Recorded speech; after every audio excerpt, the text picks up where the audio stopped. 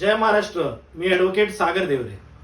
काल मुलुंड पूर्वमध्ये महाराष्ट्र राज्याचे उपमुख्यमंत्री माननीय श्री देवेंद्र फडणवीस साहेब यांची एक सभा झाली आणि माझा तर अक्षरशः भ्रमनिरास झाला.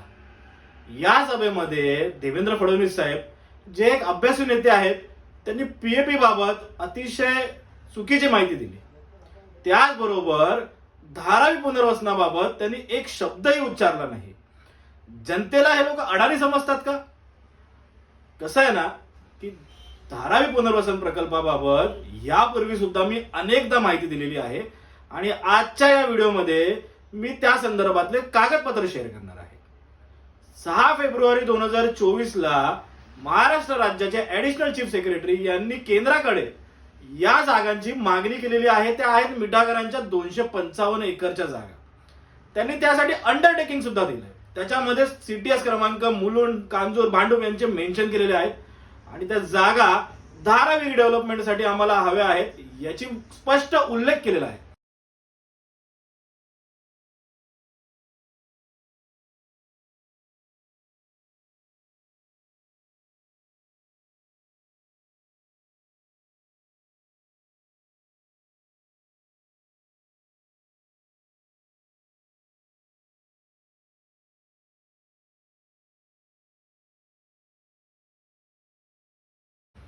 असं असताना या मंचावरती जिकडे एक संविधानिक पद भूषवणारे व्यक्ती उपस्थित असतात, अक्षरशः खोटं बोललं जातं की धारावीकरांचं पुनर्वसन मुलुंडमध्ये केलं जाणार नाही. मग या जागा का मागतायत तुम्ही? ऍडिशनल चीफ सेक्रेटरी सारखे जे व्यक्ती असते, जी एक जबाबदार व्यक्ती आहे, ती केंद्राला पत्र लिहितं आणि सांगतं की आम्हाला धारावी पुनर्वसनासाठी प्रकल्पासाठी या जागांची मागणी करत आहोत आणि त्यासाठी ऍप्लिकेशन केलेलं आहे, अंडरटेकिंग दिलेलं आहे. हे मी वारंवार सांगत आहे. यावरती यांचं उत्तर एकच की धारावी पुनर्वसनासाठी आम्ही डम्पिंगची जागा देत नाहीये. अहो, मुळात धारावी पुनर्वसनासाठी 18 एकरची ऑक्ट्राची जागा आणि 46 एकरची डम्पिंगची जागा मागितली. 46 एकरची जी डम्पिंगची जागा आहे ती आजच्या स्थितीला एका कंपनीसाठी बायोमायनिंगसाठी दिलेली आहे 2018 मध्ये. त्याची मुदत पुढच्या वर्षी संपणार आहे. मग ती यावेळेस देता येणार नाही, फ्युचरमध्ये देणार नाही असं कुठेही उल्लेख नाही. त्यामुळे ही पूर्णपणे मुलुंडकरांची केलेली फसवणूक आहे. राहिला प्रश्न पीएपीचा, त्याबाबत अक्षरशः खोटं पसरवलं जाते. काल वक्तव्य केलं गेलं की बाहेरनं माणसं येणार नाही. बाहेरनं म्हणजे काय, अंतराळात येणार होती का? तुमचं म्हणणं आहे बांगलादेशी येणार नाही. बांगलादेशींना भारतात परवानगीच नाही. राहिला प्रश्न 3 ते 5 किलोमीटरच्या रेडियस मधली. आता मुळात 7439 घरं मुलुंडमध्ये, 2500 घरं भांडूपमध्ये, 1200 घरं कांजूरमध्ये, 10.5 ते 11,000 पीएपी आपल्या या उपनगरात बनत आहेत. आणि अशी प्रकल्प बाधित आपल्या 3 ते 5 किलोमीटरच्या रेडियस मध्ये आहेत तरी किती? मुंबई महानगरपालिकेच्या यादीनुसार 2,500 ते 3,000 लोक या 3 किलोमीटरच्या रेडियस मध्ये आहेत. मग हे लोक येणार कुठून? मी आज सांगतो हे लोक येणार कुठून. हे लोक विमानतळाच्या भोवतालचा जो रस्ता आहे त्याच्यामध्ये बाधित होणारी सगळी लोक इकडे टाकली जाणार आहे. आणि हे मी नाही, महाराष्ट्र टाइम्सच्या वृत्तपत्रामध्ये धडधडीत सांगण्यात आलेलं होतं.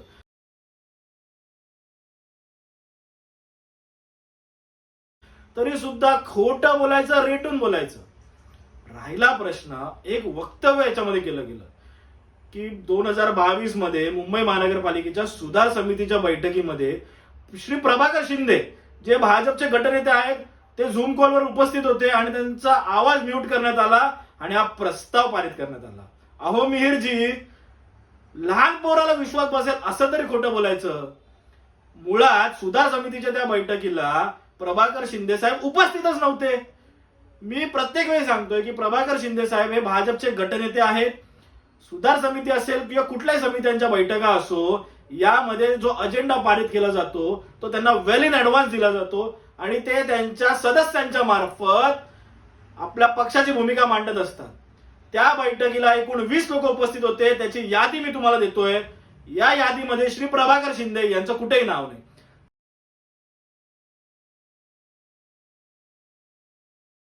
चला, माझ्याकडून काही चूक होत असेल. प्रस्ताव पारित झाला 17 फेब्रुवारी 2022 ला. जून 2022 मध्ये सत्तांतर झालं. त्याचबरोबर मुंबई महानगरपालिकेवरती प्रशासकाचं राज्य आलं. हे प्रशासक कोण असतात? राज्य सरकारच्या अंतर्गत. मग जून 2022 ते काम या प्रोजेक्टचं कधी सुरू झालं? ऑगस्ट 2023 मध्ये. या 2 वर्षाच्या काळात श्री प्रभाकर शिंदे असो, मीर कोटेचा असो किंवा इतर भाजपचे नेते असो, यांना हा प्रकल्पाबाबत माहिती नव्हतं का? त्यांनी त्यावेळेस विरोध नाही दर्शवला. 17 फेब्रुवारी 2022च्या सुधार समितीच्या बैठकीत यांचा आवाज म्यूट केला ना. मग तुम्ही मेल केलात का? तुम्ही पत्र पाठवलात का विरोध करायला? कुठेही रेकॉर्डवरती नाही. हे सगळं निवडणुकीच्या काळातली जुमलेबाजी. अहो, काम सुरू झालं ऑगस्ट 2023 मध्ये.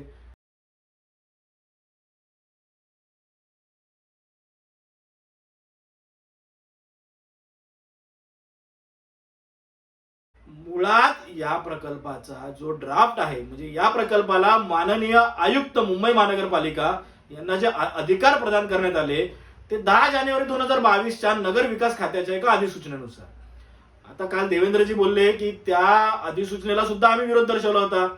मुळात एखाद्या अधिसूचना जेव्हा ती ड्राफ्ट असते त्याच्यावरती लोकांचे ऑब्जेक्शन सजेशन मागवले जातात. मग जर आपल्या आमदारांनी त्याला विरोध दर्शवला होता, तो रेकॉर्डवरती कुठे? त्याची हिअरिंग झाली का? आणि याचं फायनल नोटिफिकेशन हे 22 फेब्रुवारी 2024 या वर्षी 2 महिन्यापूर्वी काढलं. मग तुमचा विरोध होता ना, तुमच्या आमदारांनी विधानसभेत प्रश्न उपस्थित केला, विरोध दर्शवला. मग तरी सुद्धा या प्रोजेक्टचं फायनल नोटिफिकेशन 22 फेब्रुवारी 2024 ला कसं निघालं?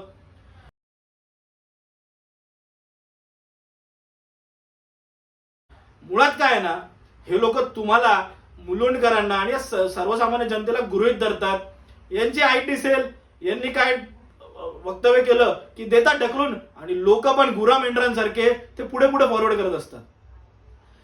मी गेले 8 महिने या प्रकल्पाच्या विरोधात लढतोय. काल एक वक्तव्य केलं जात आहे की कोर्टात आहे प्रकरण, कोर्ट सांगेल तो निर्णय आम्हाला मान्य. अहो, आरे कारशेडचा जो कांजूर मधला प्रकल्प होता तो सुद्धा कोर्टात होता. ठाकरेंनी तो कांजूरमध्ये करण्याचा घाट घातला होता. तुमचं सत्तांतर झालं, तुम्ही कारशेडचा जो लार्जर पब्लिक इंटरेस्टचा विषय होता तो त्वरित रद्द केलात. मग हा 7439 घरांचा मुलुंड मधला एक छोटासा प्रकल्प तुमच्यासाठी तो रद्द नाही होऊ शकत का? त्याच्यासाठी कारण देतात की कोर्टात. कोर्टात तर मी सुद्धा केलं या प्रकल्पाच्या विरोधात. मी सुद्धा जनहित याचिका दाखल केलेली आहे. त्यामुळे कोर्टात काय चाललंय हे माझ्यापेक्षा जास्त कोणालाही माहिती नाही. कोर्टामध्ये देशातले 15 दिग्गज वकील उभे केले जातात या प्रोजेक्टच्या बाजूने. महाराष्ट्र सरकार सुद्धा त्यांचा एकदम महत्वाचा म्हणजे ऍडव्होकेट जनरल या प्रोजेक्टच्या विरोधात नाही तर या प्रोजेक्टच्या बाजूने उभा केला जातो. यासारखं दुर्भाग्य कुठलं नाहीये. मी याआधी सुद्धा सांगितलंय, या लोकांना मी ओपन चॅलेंज दिलेलं आहे की खोटं बोलू नका. ओपन चॅलेंज देतो, तुमचं ठिकाण, तुमची तारीख, तुमची वेळ चर्चा करूया. खरं खोटं, दूध का दूध, पाणी का पाणी करूया. आजपर्यंत एकानेही हे चॅलेंज स्वीकारलं नाहीये. मला खरं तर ना आता लोकांचीच कीव व्हायला लागली आहे की मी कोणासाठी भांडतोय. जीवावरती उदार होऊन अहो साम दाम दंडभेद सगळ्या प्रकारे मला रोखण्याचा प्रयत्न केला, परंतु मी माझ्या मुलींसाठी भांडतोय. परंतु आज कुठेतरी आता मला असं वाटायला लागलंय ना की लोकांना काही पडलेली नाहीये. लोक कालच्या सभेनंतर अहो हे थांबवणार आहेत. एक वक्तव्य नाहीये की आम्ही प्रोजेक्ट थांबवणार. 7439 घरांचा हा प्रोजेक्ट हे लोक यांनी ठाम मांडलेलं आहे की हा प्रोजेक्ट करून जाणार. परंतु लोकांनाच आता ठरवायचंय की काय करायचंय. मी आणि माझे सहकारी आमच्याने जे होईल ते केलेलं आहे. आता मला असं वाटतं की कुठेतरी हे आंदोलन थांबवावं, कारण लोकांना जर त्याचं काही पडलेली नसेल तर मी आणि माझे सहकारी तरी काय करणार. जर कोर्टच निर्णय देणार आहे ना तर मग मी सुद्धा कोर्टात आहेतच. मी माननीय न्यायालयावर माझा विश्वास आहे. मला खात्री आहे की हा प्रोजेक्ट माननीय न्यायालय थांबवणार. या सरकारकडनं आता मला तरी काय अपेक्षा नाहीये आणि जनता जनार्दन आहे. परंतु माझ्या मते ते लोक गुरा मेंढरांसारखे एकमेकांच्या मागे मागे त्यांनी जो काय आयटी सेल असते ना त्यांची, त्याच्यामधनं जो मेसेज होतो ते ढकलून याच वृत्तीचे झालेले आहेत. त्यामुळे काही चुकलं असेल तर क्षमा करावी. परंतु माझ्या मते जर जनता सांगत असेल हे आंदोलन थांबवावं तर मी आंदोलन इकडे स्थगित करत आहे. धन्यवाद. जय हिंद, जय महाराष्ट्र.